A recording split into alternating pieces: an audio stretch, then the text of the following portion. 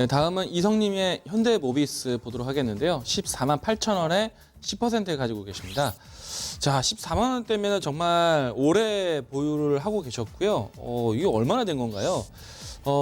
지난 2018년도에 저점이 16만 5천 원대고 14만 원대가 있었나요? 네, 야, 이게 몇 년 전입니까?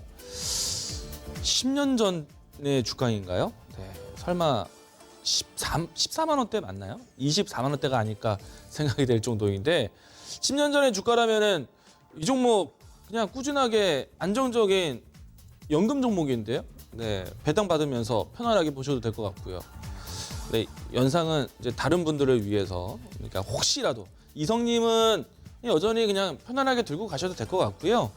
혹시라도 다른 분들 24만 원대 갖고 계신 분들을 위해서 한번 상담을 해보도록 하겠습니다. 자, 현대모비스가 최근에 현대차의 실적에 따라서 이 자동차 관련된 부품주들까지 움직임이 상당히 좋죠. 현대차, 기아차 모두 다 실적 성장이 나왔고 신차 효과에 대한 부분들이 작년에 큰 성과를 냈는데 올해도 신차에 대한 효과가 나올 겁니다.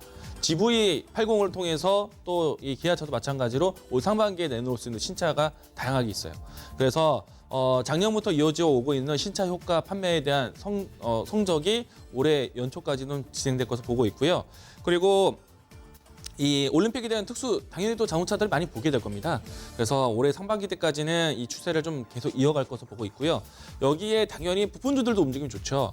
그리고 저는 이 부품주들 중에서 지금 현대모비스보다는 만도에 대한 중심을 좀 이야기 드리고 있는데 만도가 좀 사업을 좀 다양화시키고 있습니다. 자, 우선 현대모비스도 밀리지 않아요. 왜냐하면요, 앞으로 지금은 이 현대기아차가 주력하고 있는 것이 차세대 이제 친환경 차에 대한 전환을 준비하고 있어요. 그래서 이 부분에 대한 부품 공급 당연히 현대모비스 만도가 다 하고 있기 때문에 충분히 이 부분에 대해서는 시장 성과 기대해 보셔도 좋을 것 같고요. 저는 이제 그 다음 것도 예상해 봅니다. 이제는요, 이 전 세계적으로 자율주행 연구에 대한 기술력이 어느 정도 좀 레벨업이 되었어요. 물론 이제 우리 시장은 좀 더 많이 가야 됩니다. 근데 전 세계적으로 이 가장 시장에서 자율주행에 대한 키워드가 높은 자동차 회사가 테슬라 모터스예요. 가장 자동차 회사 기준으로 했을 때 테슬라 모터스, 그리고 자율주행 연구에 대한 기술력 봤을 때는 구글, 이렇게 진행되는데 테슬라 모터스가 사실은 기존에 있었던 기존에 있었던 모델로는 시장에서는 이제는 어느 정도 좀 힘이 빠질 수도 있습니다. 그래서 다음 세대에 대한 차량을 계속 공개를 해야 할 수밖에 없어요. 그 중에 하나가 자율주행차예요. 빠르다면요, 올해가 내년을 예상하지만은 빠르면 올해 자율주행에 대한 원년의 해가 될 수도 있어요. 앞당겨진다면. 물론 이제 현대기아차에 대한 역할은 아니지만, 근데 우리나라에서 자율주행에 대한 모멘텀을 찾는다? 현대모비스, 만도, 이런 기업들이 주목받을 수밖에 없어요. 이 다음 수출에 대한 부분까지 이야기 드렸는데 그만큼 추세에 대한 연속성이 나올 수 있다는 얘기입니다. 그리고 경기에 대한 부분들이 이제 미국과 중국의 이 무역 분쟁이 완화되면서 글로벌 경기에 대한 개선 시점을 보고 있죠. 글로벌 경기에 대한 개선이 나온다면은 가장 먼저 주목하셔야 되는 게 소비 제품들, IT하고 자동차예요.